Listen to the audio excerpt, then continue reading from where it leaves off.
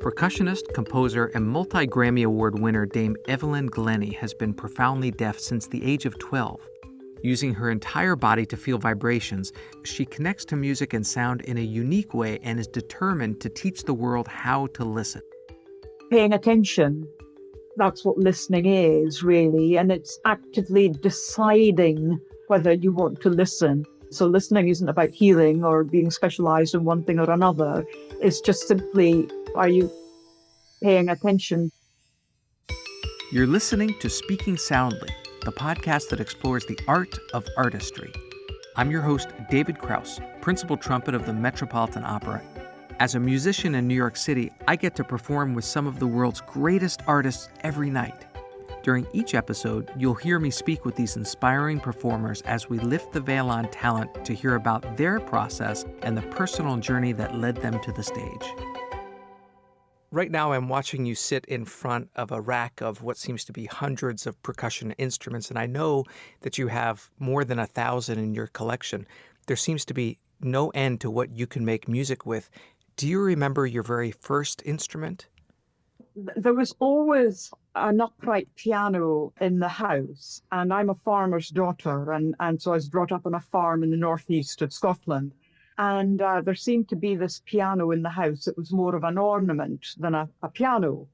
So I think for me, it was a natural thing to just clamber onto the piano stool and, like any infant, go bang, bang, bang on the keys. And I suspect that was the first sort of musical instrument.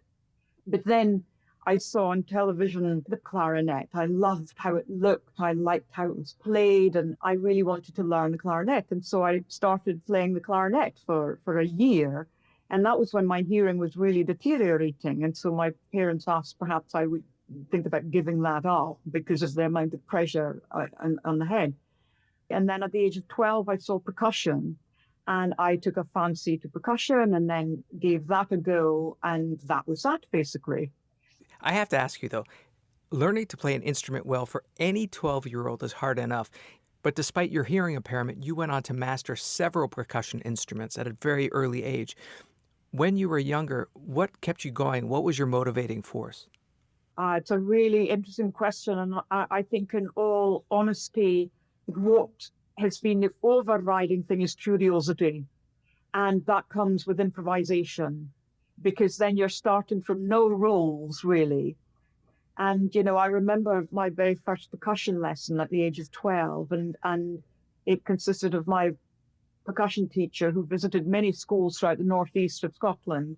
And he said, "Evelyn, take this snare drum away and I'll see you next week." Now, I was confused and disappointed because I wanted some sticks in my hand and I didn't know what to do with this drum at all. And so over the week, I sort of looked at it and looked at it again and just put it on different surfaces and then began to tap it and scrape it and thump it and tickle it and did all sorts of things with it. But what I did discover was whether it was a kitchen table or on a cushion or on my bed or on a bit of gravel or on a stone or on the grass or whatever, it actually resonated a little differently. And as I began to explore this drum, there's no sticks and no stands. It was quite literally, he just said, "Here's the drum." And he asked me how I got on. And I said, "Well, I've got no idea. I didn't know what I was doing, really." And he said, "Evelyn, please create the feel of a tractor." He knew I was a farmer's daughter. And I thought, "Oh, right, the feel of a tractor." So suddenly in my mind, I had this whole orchestra of tractors. And I thought, right. And my dad had just bought a new tractor. And so we had our old rickety tractor and this brand new spanking, shiny tractor. The old rickety one was like a lumpy roll, the engine. The brand new one was like a bit of velvet. So I could show the feeling of the new one and then of the old one. And then I thought, okay, is this a tractor that is stationary with the engine off? In which case we can just look at the snare drum and that's a tractor. Or, is it a tractor in third gear, in first gear? Is it going up a hill? Is it, going along a smooth road? Is it going along a bumpy road and so on? Suddenly it was my choice as regards to the feel of that tractor. And my teacher didn't say, Evelyn, please create the sound of a tractor. It was the feel. And when you're thinking about feel, you have to pause and think, what is my experience with that tractor or with whatever it is? And then it becomes your story, your emotion, it becomes your journey. And then you can decide what you want to do and how you do that. So from that point of view, I've never had an issue.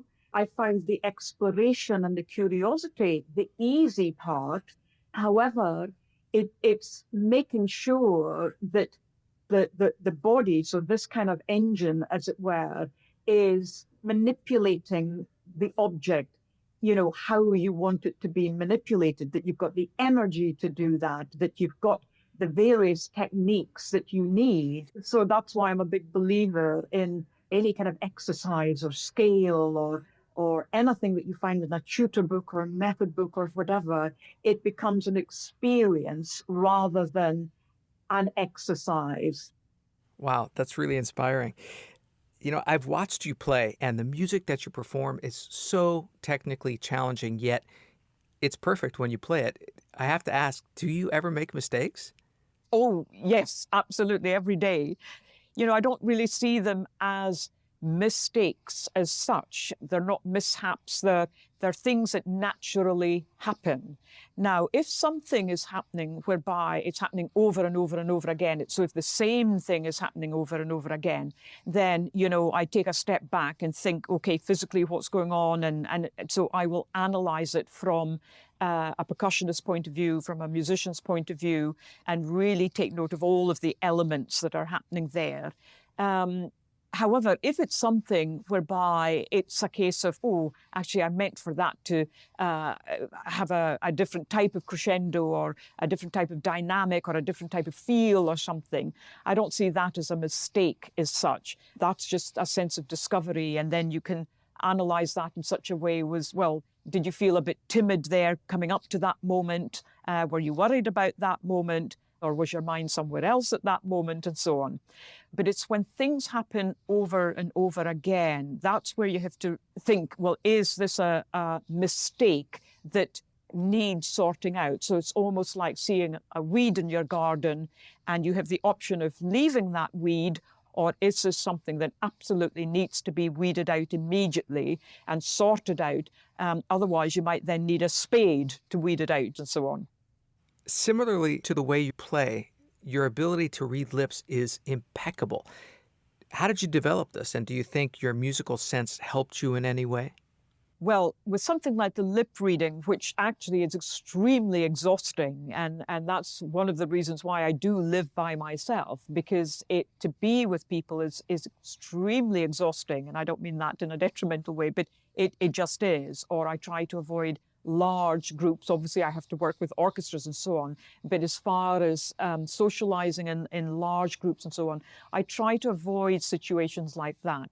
And I try to create get-out situations whereby I can just withdraw from a situation and just sort of spend a little moment by myself to get the energy back again, because listening and lip reading are two very, very exhausting things. And that also applies to when you're practicing, listening as you're practicing. That can be very tiring, and you just need time away from that and then come back a bit more fresh and so on. But the whole lip reading process, I think, actually happened as I was losing my hearing and hadn't really realized it before. So I found that I was looking at people more. I was paying attention to the body language, to the face language, to the way the eyes moved, how the face moved, and all sorts of things. And then I worked very closely with my mother, actually, who worked with me in front of a mirror. And, we would really develop the real subtleties in lip reading. And then I sort of began to realize that, heavens, lip movements change depending on the accent. And, that was something that I hadn't really tuned into as such.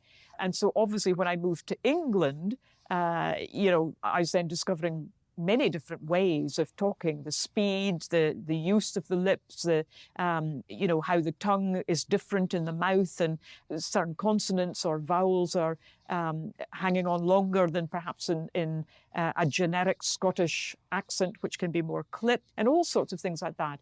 And then as I traveled more, I began, after many, many trips, began to know the difference between an Australian and a New Zealander, or in some cases, the difference between a generic Canadian accent and a generic American accent.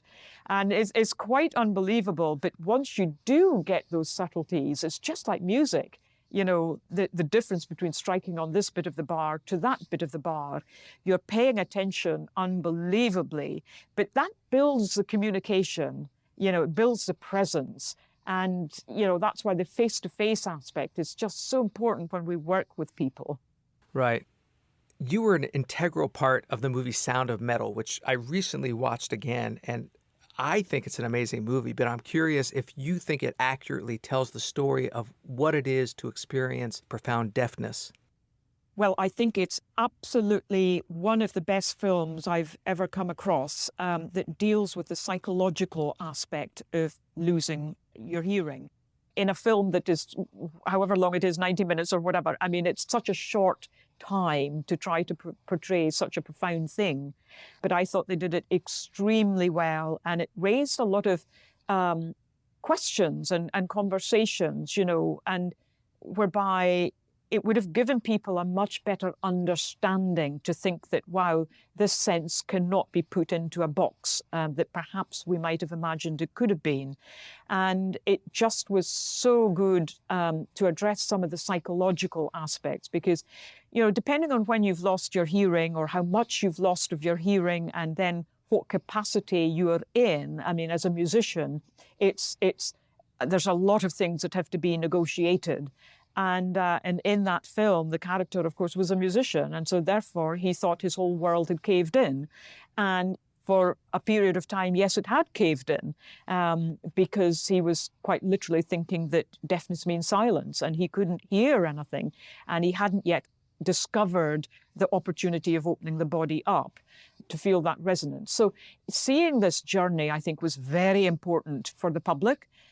Seeing the journey of making the decision to have a cochlear implant, that's a massive decision. There's so many aspects to consider there. And then the unknown afterwards of having that cochlear implant. It doesn't mean that you just hear everything in a rosy way again. It isn't like that at all. So it's being thrust into this world of yet a different oral landscape that physically you have to negotiate, and mentally as well. So all sorts of layers that have to be thought about. And I thought the film did a really grand job of tapping into that to allow us to think, oh, crumbs, I hadn't realized that. Or you may relate to someone differently that you know already who is going through that, but you haven't quite understood what. You might think, well, you've got a cochlear implant, so you can hear now. So what's the issue? One of the things that we're doing in this country is to try to bring musicians and audiology students together to think what hearing is, what listening is, what do musicians listen to, how do they deal with different acoustics. So if you're measuring someone's hearing in a particular room that is created to measure that hearing, and you're fitting them with a cochlear implant, and then the next minute that person has to walk out the door onto a busy street, with all sorts of traffic and a whole different sound world, it is extremely daunting. So from a well-being point of view, from a physical point of view, it can be absolutely devastating. It really can. So we've got to give much more thought as regards to joining up the dots. Mm. The general awareness of deafness, including my own, is very black and white. Like, you can hear or you can't. Do you get frustrated by this lack of understanding? Yes, definitely. I think there's a lot we can do through education as regards to the vocabulary we use when we talk about our senses, giving kids lots of different experiences. There's a wonderful exhibition at the British Library in London to do with Beethoven, whereby you can put your elbows on a wooden platform, as it were, and place your elbows on that, and then put your hands against your ears, and you could just feel so much of the vibration. Well, of course, this is something that Beethoven did. And it just gives us a bit of an inclination as regards to what he might have gone through, what he might have experimented with, and what he did experiment with, and all the many things he did to try to make that piano an extension of him, and the piano almost like an extension of his limbs, just in a way paying attention to our sound environment. And I mean really pay attention to that. You know, what is the sound of our kitchen, or the sound of our living room? What is the sound of the street we walk onto? What is the sound when we walk to school or college or work or get in our car and so on? What is too much sound to it? What is too little sound to us? You know, thinking about the frequencies we're exposed to. And if you think of Beethoven with his later string quartets, you know, there were far less sort of higher frequencies. And I mean, for me at the moment, I struggle to hear a hi-hat at certain levels. So therefore, the body, when I negotiate a hi-hat, changes in a way so that I can perceive the hi-hat. So it isn't a case of, oh, I no longer hear that hi-hat, therefore I'm going to play louder. That's the worst thing you can do, because then that impacts the whole physical aspect of playing, and therefore there's more strain and more attack and so on. I have to try to open the body up more and pay attention more as regards to where I'm feeling those subtleties. During the COVID pandemic, many people temporarily lost their sense of smell and taste. Do you think this symptom that was felt worldwide could actually help people think about and understand the complex nature of their own senses? Oh, absolutely. I think we have the technology, the imagination. We have the history now of thinking very differently about our senses. One person who made huge strides for the medical profession and us, the general public, thinking about our senses was Oliver Sacks. He would go into situations and really be the student, and he wrote so eloquently about those. And does not mean that you're not allowed to connect with that sound, because if you think, I mean, to think that deafness equals silence is extraordinary. Yes, there are aspects whereby it's not coming through the ear, and therefore you cannot hear that from a measured point of view, but that does not mean that you're not allowed to connect with that sound, because if you open that body up, it's like a huge ear. There's always an entry point to perceive that sound. It could be seeing the sound. It could be feeling the sound. It could be hearing an aspect of that sound. But you need time to be with that sound. And I think what we're lacking at the moment is time. And in terms of you connecting with sound, out of all the instruments that you play, do you have one that is your favorite or one that feels the best? I mean, if I could be stranded on a desert island with just one instrument, it would be the bass drum, the orchestral bass drum, without a doubt. The low sounds are by far the more amazing experiences. All of the high sounds are quite nauseating because they're all in the upper part of the body. But yes, I would say the low sounds, as far as just for them to have the time to seep through the body, you know, and then you've got more of a chance to be part of the journey of the sound after the impact. And since you feel it so deeply, could you actually describe what this low, deep bass drum feels like? I would say it's like sort of sinking into a pool of hot chocolate or something like that. It's like a thick sound. It's a friendly sound. It's a cuddly sound. So even although you're looking at a big object, it's a very soft sound. It's a sound that you can touch. So it's almost like hugging a great big teddy bear or a panda or something, you know. It's not a scary sound. It's not an aggressive sound. Yes, you can play it loud and soft and so on, but that doesn't mean it's frightening. It's a sound that definitely you feel as though you're in the object as opposed to beside it or next to it. You are actually in the drum itself, you know, and the drum is up above, it's at the side, it's below you. So it's as though you're in an aquarium or something, and the fish or sharks or whales, it's all around you. And And whichever way you turn, you feel as though you're in the deep water yourself. It's that kind of image, really, that I have with the bass drum. Wow. Well, that was incredibly descriptive.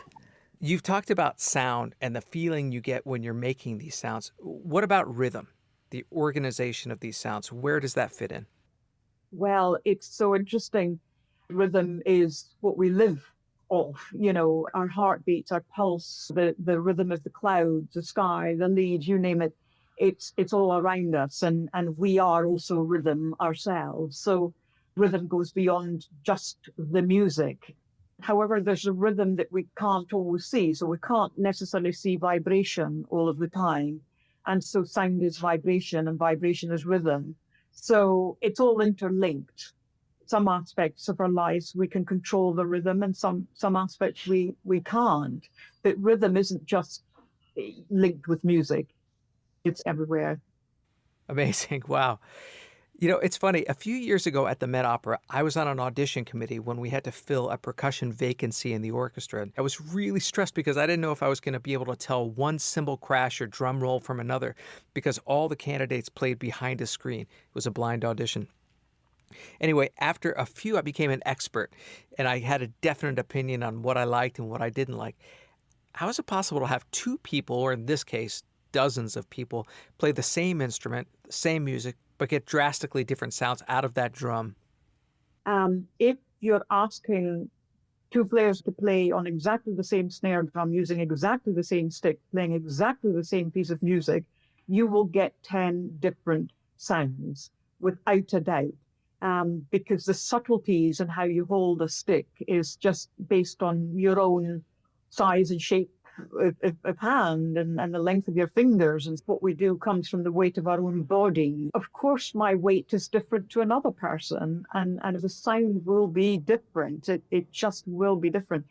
So I'm 5'2". I've got relatively short arms, et cetera, relatively small hands. Of course, I'm going to manipulate the instruments differently than someone who's 6'2", got longer arms, or can, do different things to what I can do. And likewise, they won't necessarily be able to do certain things that someone who's 5'2" can do. And then there's all of the imagination that you put into it. So I have my own stories with tractors or snow or whatever, and someone else from Chicago might have very different experiences. So we still have snow, but their experiences will be different, how they negotiate that snow story. And that's fun, that's good.